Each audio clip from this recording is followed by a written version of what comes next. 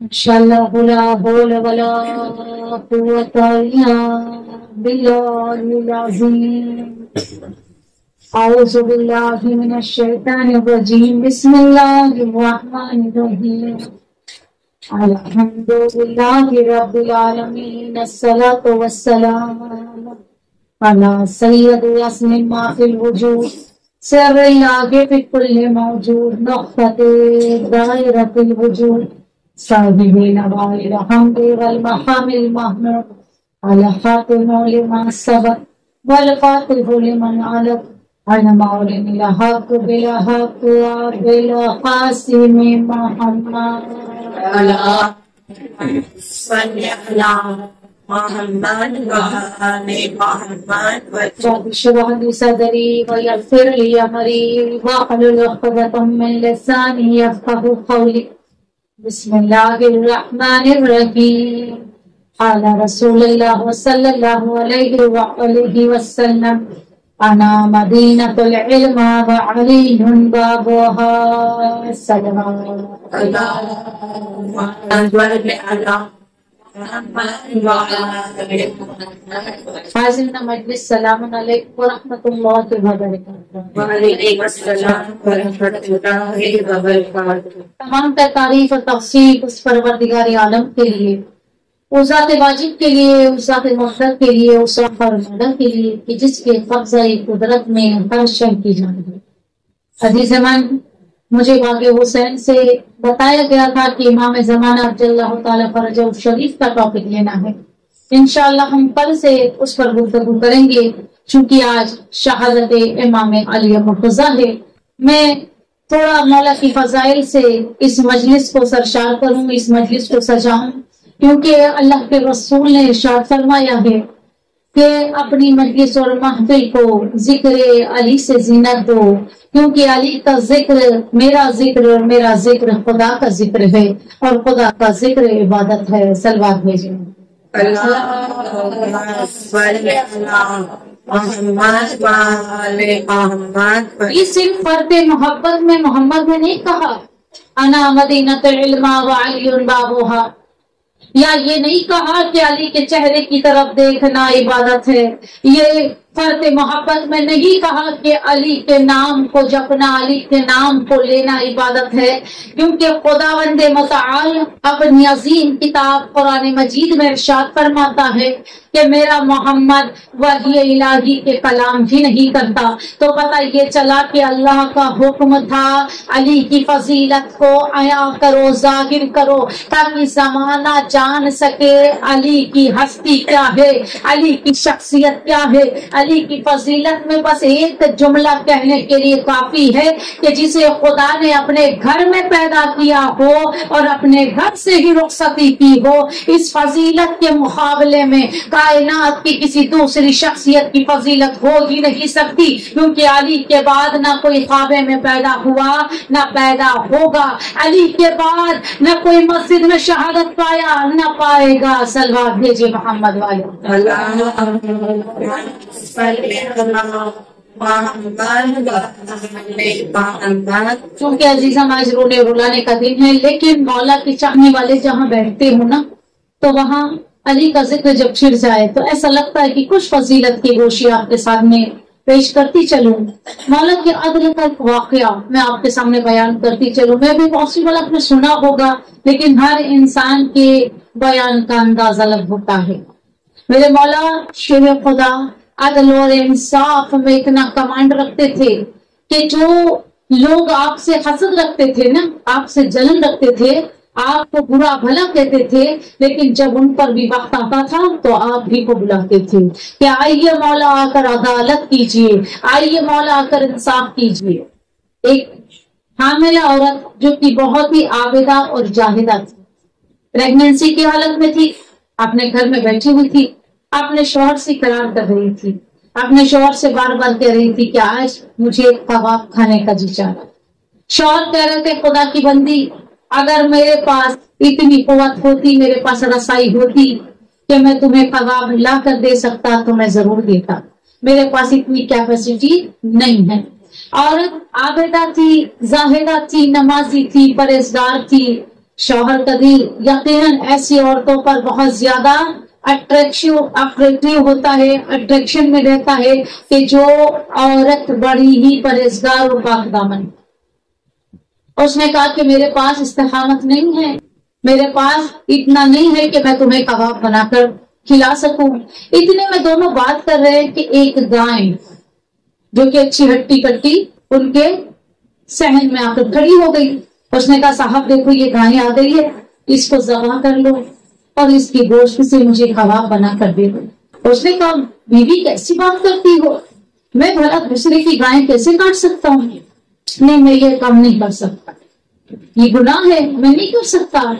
اس نے بہت اقرار کیا، پھر اس نے گائے کو، شوہر نے گائے کو دھکا مار کے باہر کر دیا اور کنڈا لگا دیا، دروازے کی لوک کنڈی لگا دی۔ تھوڑی دیر بعد دونوں گفتگو کر رہے ہیں، پھر وہی گائے اپنی سینگ سے کنڈی کو کھولتی ہے اور پھر آ جاتی ہے۔ وہ کہتی صاحب دیکھو اس پہ میرا ضرور حق ہے، کوئی نہ کوئی ہمارا اس پر حق ہے، آپ اسے کاٹ دیجئے، اسے ذبح کر دیجئے، تھوڑا سا گوشت لے کے کباب بنا دیجئے۔ اس نے کہا نہیں، امپاسبل، میں یہ نہیں کر سکتا۔ پھر اس نے گائے کو دھکا مار کے باہر نکال دیا، پھر اس نے کنڈا لگا لیا، پھر تھوڑی دیر کے بعد گائے اندر، پھر اس نے اپنے سین سے گائے نے دروازہ کھولا۔ اب تو جب بیوی نے بہت اصرار کیا صاحب دیکھیے اگر اس پر ہمارا حق نہ ہوتا تو یہ خود بخود چل چل کے بار بار ہمارے یہاں نہیں آتی، اسے آپ ذبح کر دیں۔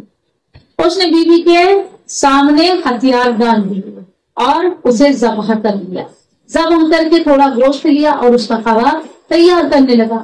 ظاہر سی بات ہے جب تازہ گوشت کی کباب کی خوشبو پھیلتی ہے تو بہت دور تک جاتی ہے۔ وہی ہوا، اس کا جو نیبر تھا، پڑوسی تھا، وہ ان سے حسد رکھتا تھا، ان سے جلن رکھتا تھا۔ اس نے سوچا لے اس کے پاس کہاں سے گوشت اور گائے آ گئی، یہ کہاں سے کباب بنا رہا ہے، لاؤ میں دیکھو تو صحیح ماجرا کیا ہے۔ پہلے زمانے کے گھر ایسے ہوتے تھے کہ ایک چھت سے دوسرے گھر کی پوری معائنہ کیا جا سکتا تھا، پورا سرچ کیا جا سکتا تھا کہ گھر میں کیا ہو رہا ہے۔ اور زیادہ تر پہلے زمانے کے گھر ایسے ہوتے تھے کہ ایک چھوٹا سا کمرہ ہوتا تھا، باقی سب کام صحن میں ہوتا تھا۔ وہ گائے کا گوشت کا کباب بنا رہا تھا، گائے کٹی ہوئی پڑی ہوئی تھی، نیبر نے اپنی چھت سے دیکھ لیا اور دیکھنے کے بعد کہا اوفو یہ تو فلاں کی گائے ہیں۔ اس نے پہچان لیا یہ تو فلاں کی گائے ہیں، دوڑا دوڑا گیا، ارے صاحب تمہاری گائے کو ذبح کر دیا گیا، بغیر پوچھے مار دیا گیا تمہاری گائے کو۔ صلوات بھیجے محمد والے۔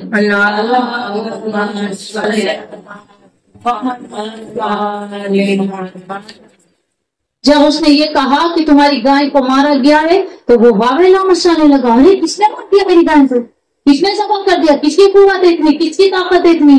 بہرحال وہ دونوں کے اندر باتم باتی ہونے لگی۔ ظاہر سی بات ہے کسی کی گائے کاٹی گئی ہو تو وہ چلائے گا، دونوں ایک دوسرے پر بلیم کرنے لگے۔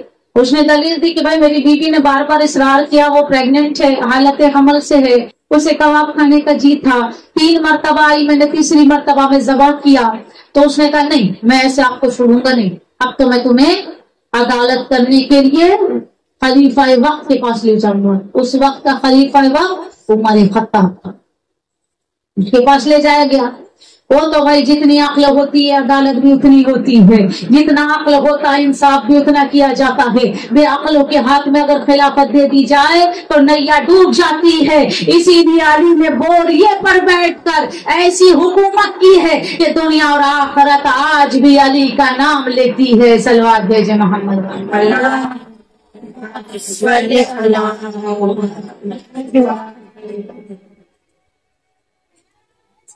یا علی یا علی یا علی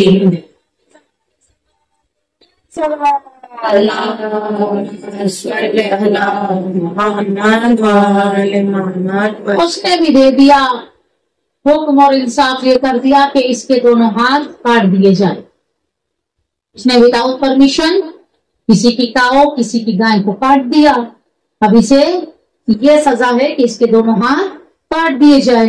ابھی وہ گر گرا ہی رہا تھا، رو ہی رہا تھا، انصاف کی دہائی دے ہی رہا تھا ایک دم سے وہ شخصیت وہاں سے گزری جو کہ لا فتح الا علی ہے، جو کہ خدا کا شیر ہے، جو کہ حاجت روا مشکل کشا ہے.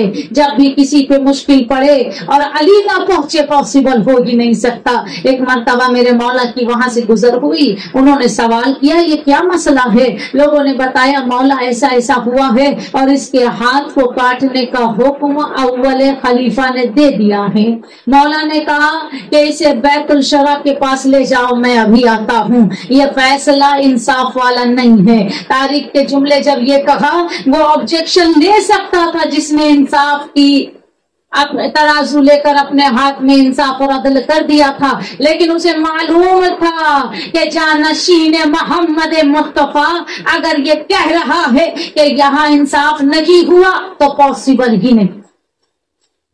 وہ سمجھتا تھا نا کہ علی کون ہے، بھلے جلتا ہو، بھلے ہی اس کے دل میں حسد اور کینہ تھا، لیکن بار بار یہ بھی تو کہتا تھا نا لولا علی لحمت عمر، اگر علی نہ ہوتے تو میں مر جاتا. صلوات بھیجے محمد والے.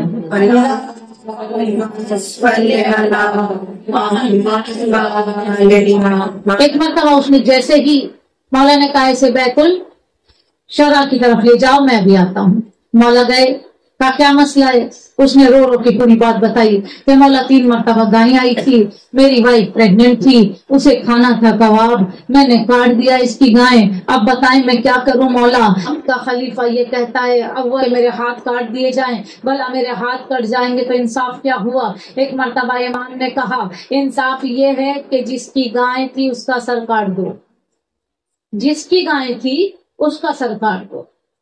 جس طرح بھی آپ لوگوں کے چہرے پر سوالیہ نشان نظر آ رہے ہیں باغ حسین والوں، اسی طرح اس زمانے کے لوگ بھی حیران تھے کہ مسئلہ کیا ہے، جس کی گائے اس کا سر کیوں قلم ہوگا؟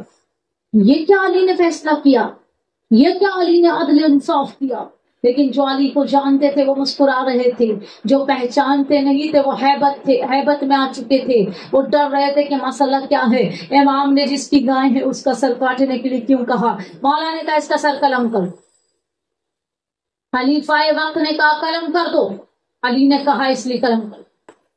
قلم ہو گیا سر کا. گائے بھی لے کر آؤ، گائے کا جو سر ہے وہ بھی اٹھا کر لاؤ، دونوں کے سر کو سامنے سامنے رکھو. جب سامنے سامنے رکھا میرے مولا نے اسم الہی کا ورد کیا جو کسی کے سمجھ میں نہیں آیا، علی کے علاوہ کوئی اسم الہی جانتا بھی کیا تھا. ایک مرتبہ میرے مولا نے اسم الہی پڑھا، وہ سر جو کٹا ہوا تھا بولنے لگا. لوگوں علی نے بہترین انصاف اور عدل کیا ہے، علی نے مجھے مقافت عمل کا مزہ چکھایا ہے. میں نے اس شخص کے باپ کا قتل ناحق بھی کیا تھا اور اس کی گائے بھی چھینی تھی، اسی لیے علی نے مجھے آخرت کی رسوائی سے بچا لیا اور یہی میری سزا کو مقرر کر دیا. یقیناً علی امام مبین و برحق ہے. صلوات بھیجے محمد.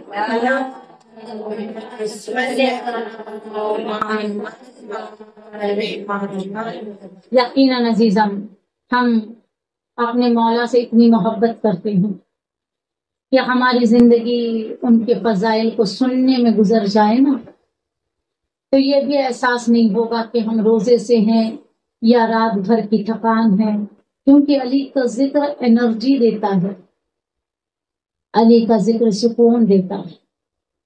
آج امت رسول یتیم ہو گئی ہے، میرا مولا مارا گیا ہے.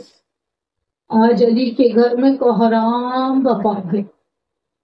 کہیں سے زینب کی صدا بلند ہو رہی ہے والیا و مصیبتا، کہیں سے ام کلثوم رو کے کہہ رہی ہے بابا تیرے بعد ہم جی کر کیا کریں گے. کہیں سے حسن اور حسین کے رونے کی آواز ہے اور کہیں سے وہ جری عباس جسے حق نہ ملا کہ وہ ابن ملجم کو مار لے. عزادارو جب کوئی بہت جیدار ہوتا ہے نا اور اس کے سامنے کبھی اس کے باپ کا قاتل آ جائے اس کا صبر کرنا بھی بڑا مشکل ہوتا ہے. عباس نے صبر کیسے کیا ہوگا؟ کبھی حسین نے گلے سے لگا کے کہا ہوگا عباس میرے حق کا واسطہ خاموش رہنا.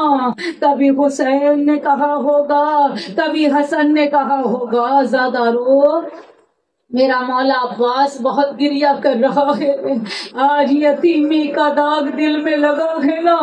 عزادارو یتیموں کا حال تو ہم پڑھ ہی رہے ہیں مستقل, لیکن جناب ام البنین پر کیا بیتی ہوگی جب علی جیسا شوہر دنیا سے رخصت کر گیا ہوگا. ارے میری شہزادی نے قدموں کو پکڑ کے کہا ہوگا, مولا اب یہ بیوی جی کر کیا کرے گی, اے مولا آپ کے بعد میری زندگی کیا ہے. اجرکم اللہ. آزادارو جب آپ روتے ہو نا تو آوازوں کو بلند کر لیا کرو, آوازوں کو آزاد چھوڑ کے رویا کرو, کیونکہ ہمارے رونے پر کوئی پہرا نہیں ہے, پہرا تو علی اور فاطمہ کی اولادوں پر تھا. آزادارو آپ نے یہ جملہ سنا ہوگا کہ جب فاطمہ زہرا رخصت ہوئی تھی نا تو بی بی کے جنازے پر علی نے اپنے بچوں سے کہا تھا, میرے لاڈلو زور سے نہ رونا, اماں کے مرنے کی خبر کہیں کسی کو نہ مل جائے. آزادارو ذرا تصور کرنا, کسی کے چھوٹے چھوٹے بچے ہو اور ماں مر جائے, ارے بچے کیسے روتے ہیں, تڑپ تڑپ کے بچے فریاد کرتے ہیں, لیکن ہائے زہرا کے غریب بچے. زینب نے منہ میں چادر دے کر رونا شروع کیا, حسنین نے رونا شروع کیا, آواز دی اماں ہم تیرے سے غریب بچے ہیں کہ تیری مصیبت نہیں سکتے. اجرکم اللہ. اللہ تمہاری آوازوں پہ رحمت نازل کرے, خدا تمہیں آئندہ سال نجف لے جائے. یہ ایام تم نجف میں جا کر کرو, علی کا ماتم تم نجف میں جا کر کرو. آزادارو جب کسی بچوں کی ماں مر جائے نا اور اس پر یہ مصیبت آئے کہ باپ بھی مر جائے تو بچوں کا کیا عالم ہوتا ہے. آزادارو اکثریت ہماری زندگی میں کچھ لوگ ایسے ہمارے پاس آ کر بیٹھتے ہیں کہ جب ان کے والدین کی یاد آتی ہے تو وہ رو کے کہتے ہیں, نہ میرا باپ ہے نہ میری ماں ہے. آزادارو کوئی اگر باپ سے یتیم ہوتا ہے تو وہ بار بار کہتا ہے میں یتیم ہوں. تصور کرے علی کے بچے میں سو دے, ماں کا سہارا نہ تھا, باپ بھی دنیا سے کوچ کر گئے. اجرکم اللہ. آزادارو اللہ کسی غم میں نہ رلائے سوائے غم حسین کے. تاریخ کے جملے ہیں کہ ایک مرتبہ مولا علی نے اپنے وقت آخر اپنے بچوں کو بلایا اور بلا کے اپنے قریب بٹھایا اور ایک جملہ کہا, زینب ذرا میرے قریب آؤ. آزادارو جب جناب زینب قریب آئی تو کہا, بی بی تمہاری ماں نے تمہیں میرا کفن دیا تھا, وہ کفن کہاں ہے؟ بابا کفن رکھا ہے. آزادارو جناب زینب کبریٰ کو بی بی زہرا نے وقت آخر 5 کفن بتایا تھا, جس میں سے ایک کفن رسول کو دے چکے تھے اور 4 کفن باقی تھا. بی بی نے سوال کیا تھا, ماں یہ کفن کس کے ہیں؟ تو فرمایا تھا تھوڑی دیر کے بعد میں دنیا سے رخصت ہو جاؤں گی, ایک کفن میرا ہے, تمہارا بابا 40 ہجری میں تلوار سے مارا جائے گا, ایک کفن اس کا ہے. ماں 2 کفن کس کے ہیں؟ بیٹی نے جب سوال کیا تو زہرا نے رو کے کہا, یہ دونوں کفن میرے حسن کے ہیں. اماں بھلا کسی مسلمان کو 2 کفن کب دیے جاتے ہیں؟ اماں ایک ہی تو کفن ہوتا ہے. کہا میری لاڈلی میرے لال کو 2 مرتبہ دوسرے کو کفن دیا جائے گا. ایک مرتبہ جاؤ جب تیروں سے لاشیں کو تار تار کیا جائے گا پھر کفن دیا جائے گا. اب بی بی نے آنسوؤں کے ساتھ روا سے گلے سے عجیب سوال پوچھ لیا جس سے زہرا تڑپ گئی. اماں 5 کفن تھے, ایک نانا کو دے دیا گیا, ایک آپ کا ہے, ایک بابا کا ہے, 2 حسن کا ہے, لیکن میرا بھائی حسین کا کفن کہاں ہے؟ اے اماں میرے بھائی کا کفن کہاں ہے؟ میری شہزادی زار زار رو کے کہتی ہے بیٹی میرے لال کو کفن نہ ملے گا۔ اجرکم اللہ اجرکم اللہ۔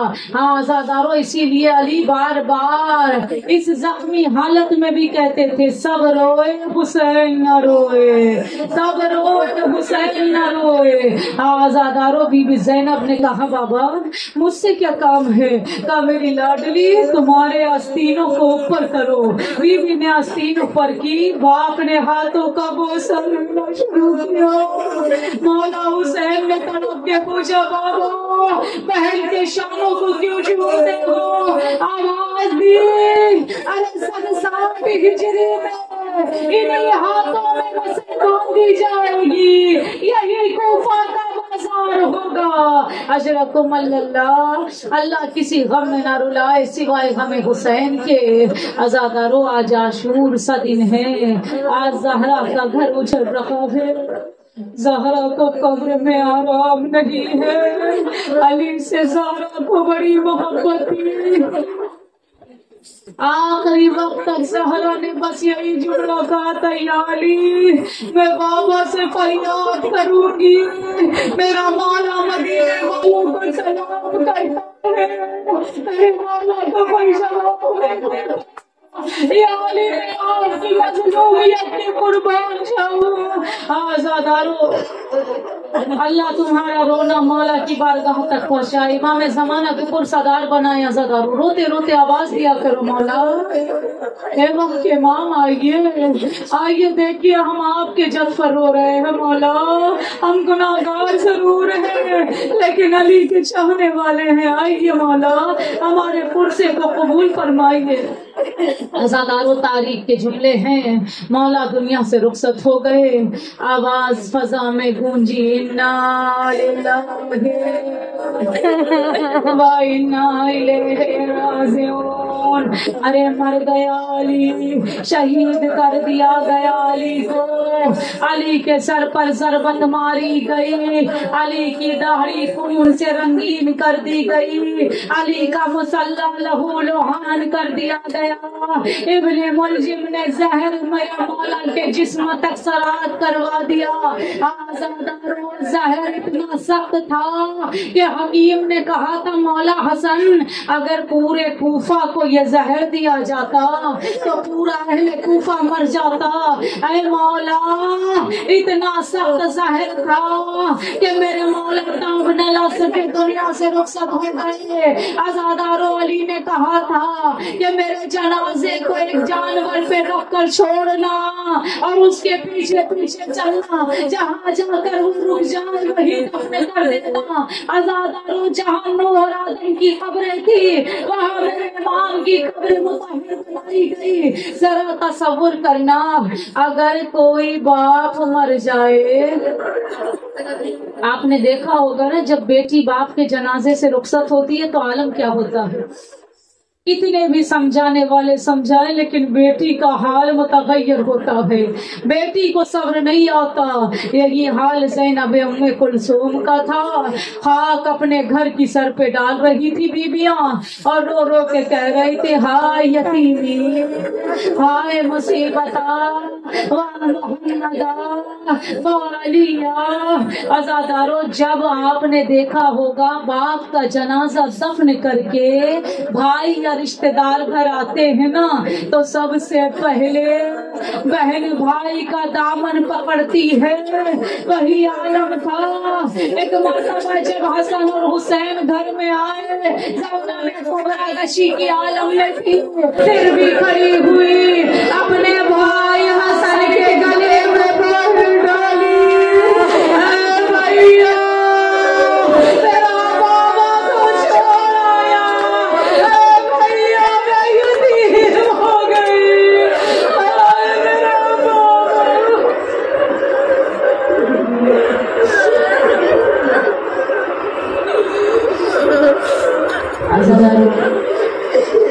علی جیسے مولا کے دور وہ مولا جن کے لیے کہا جاتا ہے کہ جب حسنین مولا کو دفن کر کے واپس آ رہے تھے نا تو ایک بوڑھا اندھا فقیر زور زور سے رو رہا تھا. مولا اس کے قریب جا کر بیٹھ گئے. تو تم اتنا کیوں روتے ہو؟ کہا وہ نہیں آیا 3 دن سے جس کا میں انتظار کرتا ہوں. کہا کون نہیں آیا؟ کیا اس نے اپنا نام بتایا؟ کہ نہیں، وہ مجھے اپنے ہاتھوں سے کھلاتا تھا اور میرے سر پہ ہاتھ رکھتا تھا، بار بار کہتا تھا کہ تم گھبرا نہیں، جب تک میں ہوں میں تیرا دھیان رکھوں گا. 3 دن ہو گیا وہ شفقت بھرا ہاتھ نہ آیا، پتہ نہیں وہ کہاں ہے. مولا نے رو کے کہا اب وہ نہیں آئے، وہ دنیا سے رخصت ہو گیا. ابن ملجم کے وار سے میرے بابا شہید ہو گئے. اتنا سننا تھا وہ اندھا فقیر اٹھ گیا، اٹھ کے کہتا خدا کا واسطہ مجھے ان کی قبر تک لے جاؤ. ہزاروں جب قبر پر آیا، ایک روایت کہتی ہے کہ خود کو قبر علی پہ گرا کے کہتا ہے مولا آپ کے ہاتھوں سے کھانے کی عادت تھی، آپ کے ہاتھ کی شفقت کی عادت تھی، اب میں جی کر کیا کروں گا. اتنا تڑپا کہ مولا کی قبر پر اس کا دم نکل گیا. اللہ ہمیں بھی ایسے ہی علی کی محبت دے کہ نام علی پر ہماری جانیں چلی جائے. اللہ ہمارے امام کا ظہور فرما، جنت البقیع کی تعمیر فرما، غم حسین کے علاوہ کوئی غم نہ دے. تقبل منا انک انت